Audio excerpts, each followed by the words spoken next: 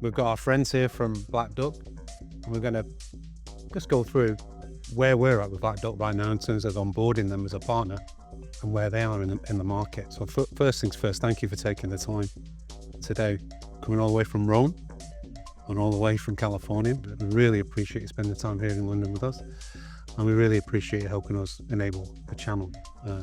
It's all across the globe right now, so thank you. So anyway, it's been a few months since the launch, or the relaunch, of Black Duck and the return of the duck, as I would call it, and the demerger from Synopsys and coming out of that huge company into even still a huge company in Black Duck, right? Yes. Tell us how that's been. How's that been in the market? What's the relaunch been like? Actually, it's been a really interesting experience for us. I mean, first things first, I think everybody likes the new duck logo better than the old duck. So that's been Slightly slim duck. It is. It's a little bit more modern. Yeah. No, in all seriousness, the reaction from the market, from customers and partners has been overwhelmingly positive. I think they just see that the long history that we've had as Synopsys building these solutions into really the market leading solutions. You know, if you look at the Gartner Magic Quadrant, other areas where we're consistently positioned at that very, very top corner, but it's been refreshing for us as well. I mean, Synopsys being a large company, it comes with its pros and its cons, as you can imagine. Yeah. At times, it felt like we might have been a little bit hidden under the covers, so to speak. And now that we are independent, it just gives us a lot more flexibility to be a lot more nimble in terms of how we go to market, even faster than we were in the past. Can I just add something to that as well? I think the huge thing that for me that's helped as well is the fact that Black Duck is now clearly front and center in the as a standalone business. Absolutely. And really giving some focus to application security and the importance of it. Guys, we just talked about application security, and you guys, I think, now lead that sector. I don't think there's any doubt in my mind that your positioning makes application security really clear and what it's all about. But in your own words, what is application security? So if you look at application security, it's one of the many disciplines within the broader cybersecurity umbrella. Now, people are familiar with firewalls, network security, infrastructure, endpoint security, all the different disciplines within that. Application security is probably the one that's either the least understood or that people don't pay enough attention to. And I say that if you look at all the big public breaches that were in the news, company X getting hacked, the majority of those have been because of some flaw in the application and the software itself. Yeah. And that's essentially what application security addresses, is looking at testing everything from when a developer codes the application to potential mistakes made there. If the organization is bringing in open source code, for example, that comes with inherent risks as well. So kind of looking at how do we ensure that the code is clear, that there isn't any flaws in it that somebody could then exploit, and essentially keeping the company out of the news, if you will. We spent many years, haven't we, focusing on the network and the endpoint. It's now time to really give some focus back to the application and inherently developing applications with security built in from the start. So the problem gets less and less and less down the line, and we have to stop less and less and less rather than more and more and more at the network layer. Yeah, exactly. I don't know if Manuel, if you want to add anything to that. Absolutely. We definitely need to address this fact. Yeah. Industry has been always focused on perimeter type of protection. Yep. And that's needed, but we need to expand that. So application security is slowly becoming the standard way of completing the mindset shift to take care about resiliency and robustness also during the initial phases of the software. And that is basically happening across the life cycle of an application. So with our solutions, we can help since the very beginning on planning and designing an application with consultancy services, as well as tools to test every type of deliverables that you have across your life cycle. Could be source code or an application. So covering that allows us to go in a shift everywhere, kind of complete coverage of cybersecurity. Shift everywhere rather than shift left. Shift everywhere, not just shift left. It's a really good line. And this whole landscape, I think, of application security can get complex. I think we've gone from 3-letter acronyms to 4-letter acronyms. I think I've seen every acronym There is, including YMCA, I think, in the last few weeks. Just talk us through some of those acronyms. Talk us through technically what these things mean. What does DAST mean? What does SAST mean? What does SDLC mean? What do all these things mean? Absolutely. How do we go from 3 to 4 acronyms? Well, What we have can be- both in our Sure, portfolio. yeah. So we have 3 letters acronyms for software composition analysis. Yeah. We have DAST, dynamic. We have static analysis, application security testing. All these acronyms are basically a short mode of calling specific actions that you take across the life cycle of your software. So we can start with SAST. During your static, your application is not yet alive, you are still writing it, and you are including open source. So we can run SAST to analyze your code and check what could be potentially dangerous over there. We can also run static software composition analysis to understand what you are incorporating from the open source. Open source is still software. Yeah. And with that, it has vulnerabilities, it has also licenses, and a new way of entering open source into a project is now AI as well. So automatic machine generated code needs to be tested and needs to be addressed. Then you can go into the dynamic part. Now your application has been written, it's ready to be executed. You test it from a functional point of view. Now let's check that it's also resilient and robust. And you can do that in different ways with a new acronym like DAST or IAST. And those are basically going to address in runtime what could be working or not, could be potential or conglomerated issue in your application. We have also, a very interesting point of view or vision on how to collate all these things together. Yeah, we have a lot of acronyms, but we have also a big vision on basically allowing you to get actionable outputs out of all these acronyms or tools. Yep. This is what we are really focused on. And AI is key on that. Is one of the, it's a threat, but we can also leverage that. And this is where Black Duck new vision is going to move forward. It's an important point you make as well, right at the beginning of your answer there, is about the ingestion of open source into code. And I think something else we should talk about really is the whole software supply chain as a whole, because that's super important. All these acronyms fit this software supply chain along the way, right? Correct. We should speak about that next. One thing you mentioned earlier as well around the ingesting code from open source means you're going to have to integrate and create lots of alliances with other software companies. How do you bring all that together, bring in all these different elements together into one clean and visible solution? Absolutely, yeah. But our platform itself is sufficient to give us this kind of visibility, but we understand that there is a very wide and complex environment with a lot of players, different type of technologies. There is no one single customer that has the same stack everywhere. So that brings us also to have technical strategic alliances with companies that are in that field, maybe also in the perimeter kind of protection, and that allows us to give more value all around to our customers, not just using our platform, but also getting value out of it. Yeah, and that is important for us to make sure that we have all this integration. So we actually have a formal program we call the Technology Alliance Partner Program, which looks at not only integrations, but also any potential areas in our portfolio where we've decided not to either develop it ourselves or buy a solution, but we have rather partner, right, to fill that gap, to have that end-to-end robust solution. Because it's fair to say, through acquisition, you've solved a lot of those problems. Exactly. But there's still requirement to align to continue to secure the supply chain. Absolutely, yeah. And this is where it's important to have that robust partner ecosystem. And for our channel partners that may be listening to this, that also gives them an opportunity to take a look at creative packaging, because a customer may be buying Black Duck, but there's some other things that they buy routinely with that, right? Yes. So we can package that together in creative ways. We mentioned software supply chain.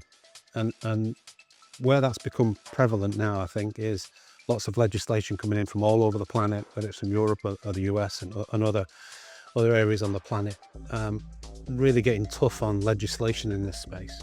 How do you guys help to solve that problem, the kind of compliance and legislation and governance of this? Absolutely. Yeah, the supply chain risk management legislation is basically building up.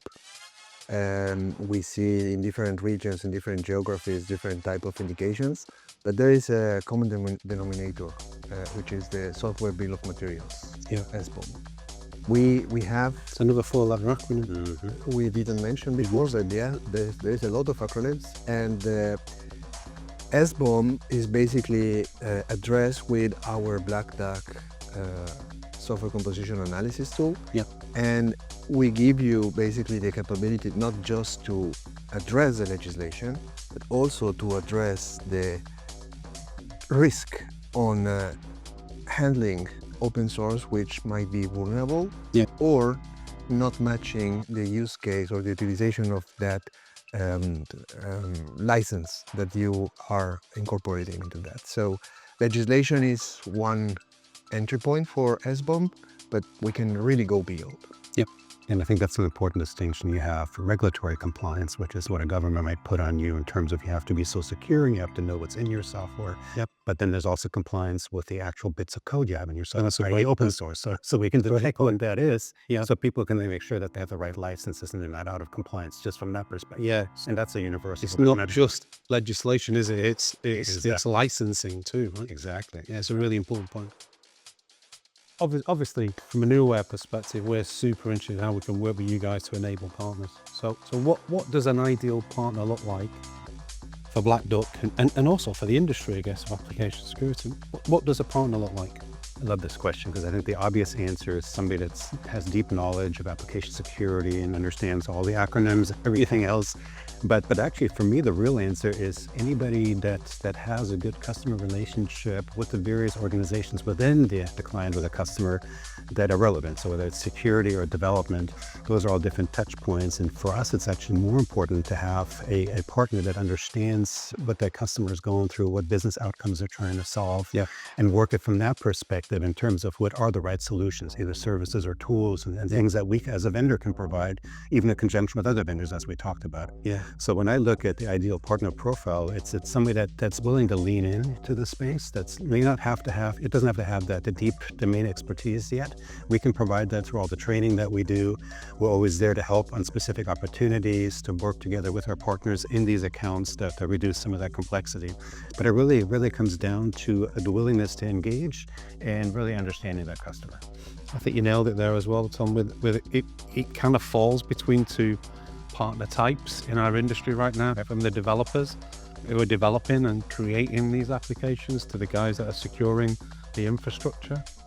And we kind of fall between the two here. We need to nail who's responsible in terms of the end user. So partnering is actually quite complex. And I think you're spot on. I think it's about these two sides of this equation coming into the middle and taking responsibility out from a development perspective or from a security perspective, but owning the space, owning application security is going to be super important for partners. Absolutely. Yeah. It's the DevSecOps paradigm that needs to happen also in the partner domain and not only inside the organization. Absolutely.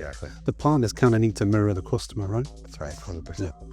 And we, as mentioned by Tom, the partner program that we have is aiming also to enable and train those partners that might have the sole expertise of firewalls, WAFs, this type of perimeter type of security into a more shift everywhere kind of fashion. And it's a path, but we are here to work together with them getting there. We spoke about enabling the partner ecosystem.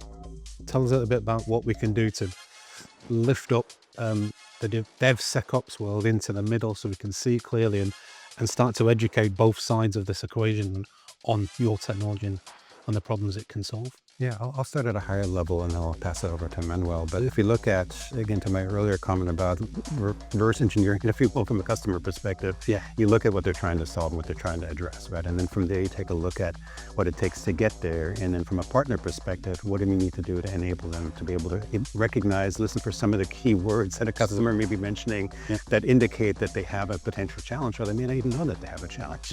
This is part of what we together with our partners need to address. We need to also educate the customers in some cases on what it really is so they understand how to address it better. And then from an enablement perspective, our program is designed in an interesting way because we actually start with a sort of a menu option that starts even with the highest level. What is application security? You asked that question earlier. Partners are asking us the same question sometimes. So we start with the education to get that baseline. And from there, we can take you as deep as you want or pick the partners as deep as we want in terms of addressing very specific aspects of application security. And this is where Emmanuel and his team come in terms of making sure that they have a baseline understanding for things that we might offer through our portal as self-learning courses, all the way to in-person training that we conduct with our partners to really get to that level that they may need to get to with their customers. Perfect. Yeah, our partner program certification is based on different steps, and we are addressing, the ABC story. Why application security? What is DevSecOps? What are the challenges? Because there are a lot of mindset change that needs to trigger. At the end of the customer, in the end customer side, but also in the partner domain. The DevSecOps is easily said, but not easily implemented. So we definitely walk through this path together with them, starting from the basics, and we can go as deep as enabling them to get into implement complex solutions by themselves. So there is, they can choose the level they want to get. That's actually really important. It is, if you don't mind me adding to that, it's not only understanding the solution and selling it to try to solve a problem, but also helping with some of the things that the customer needs, i.e. implementation of the solution. So we'd have a specific program just to train our partners on that. We'd rather have the partners take on the implementation services and position and sell those to their customers rather than reselling ours, right? We'd rather have the partner make the full margin 100% on being able to do that themselves, because it creates more value to the customer as well. That's the most important piece right now, isn't it? It is getting partners to come with us on this journey. Exactly. Recognizing application security, recognizing there's a service opportunity attached to that, and without sounding condescending to everybody, but educate them to a level where they can actually deliver this service on all of our behalves, but using your software to implement it. And it makes the partner more relevant to that customer. If they can do the end-to-end, not just sell them something, but actually help them implement and remain continuously involved with that. Exactly. Gents, we cannot have a conversation without those other words popping into my mind that I'm being told by that chip in my head of Gen AI. We can't not have a conversation about that. Where does Gen AI and the security of applications and where Gen AI fits into it? Where does this fit? Where's this going? What can Black Duck do to help it, to solve some of the problems that we know Gen AI is going to create as well? Where are we going, guys? That's a really interesting one. If you look at it over the years, you have buzzwords that come and go. And some of them you don't know how long they're going to stick around. This one's here to stay. He's sticking. My ears definitely sticking. Yeah. But it's interesting. If you look at Gen AI, it means a lot of different things. Specifically within the application security world, there's two primary components when we look at Gen AI. One is how to develop the code using Gen AI, and then also how to secure the code using Gen AI, right? So it's kind of two different things. You have AI that can create the code, and then AI potentially testing the code. And that in itself could be a potential area of concern. But even as a developer ourselves, we use Gen AI to help us with some of our tools development and accelerating some of the development cycles. So it's very helpful for that piece of it. But then we also use it to identify code, specifically code that was generated by AI, because that's important. That comes with its own inherent risk, because it's really dependent on how well that was programmed to begin with. So if there's any flaws that were introduced with the Gen AI, but the AI, that then has a downstream ripple effect, right? So we kind of look at the whole development life cycle of where we have to test for certain components. But like I said, the important piece of it is identify the Gen AI portion itself, the AI generated code, because again, that itself can come with some inherent risk. And turn it over to our Gen AI expert over here. to close us out. This is 5 letters now, not 4. Yeah, Sure. acronyms are evolving all the time. Yeah, well, the to add on top of what Tom was saying, the supply chain is really potentially impacted by Gen AI. The LLMs that are getting trained to produce code are getting trained with open source. None of the Gen AI providers are going to train those LLMs with proprietary software because the risk of leakage is high. That increases dramatically the probability to get open source software, even if it's a small piece, a snippet, included in your Gen AI generated software, and that creates again the supply chain risk, and you need to address that, as well as the licensing. Secondly, the help that this Gen AI assistance will give to developers will increase the amount of software they will be able to produce. Yep. And the software that is generated by Gen AI is most likely functional, but there is no way to avoid testing it and analyzing it, looking for potential vulnerabilities. So application security is even more relevant in that scenario. We are utilizing AI as well, because we need to scale up and leverage this technology. And this is the path. We are moving into a sort of automated application security testing that will generate autofix and allow to secure the software without asking any action from the developer or the cybersecurity guy. This is the journey, and we are investing heavily on that. So it's fair to say then, if you are going to involve, which I guess everybody is, Gen AI into your development software supply chain, then you definitely need Black Duck to try and help you secure and make sure that your environments are locked down and secure, and that the code that you end up producing at the end of the supply chain is secure and compliant, both legislatively and also from a license perspective as well. 100%. Yep.